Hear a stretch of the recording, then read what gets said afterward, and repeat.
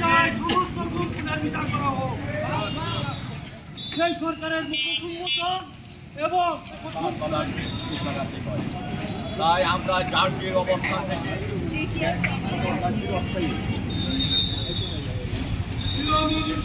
সুযোগ পেয়েছি তাদের বিধি আপনারা দেখেন বিগত সরকার হত্যা নির্যাতন করে আইনাগর সৃষ্টি করে এই দেশের সাধারণ মানুষকে আমার ভাই ইলিয়াস আলীকে গুম করেছে। আজও ইলিয়াস আলীকে আমরা পাই নাই।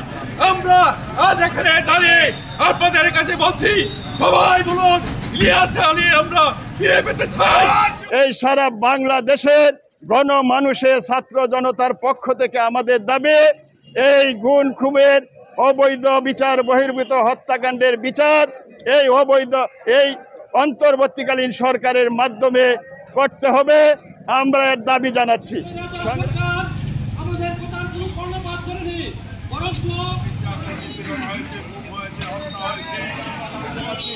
আমি আমার প্রথমে বলতে চাই, ছাত্র আন্দোলন করতে গিয়ে কথা বলার সুযোগ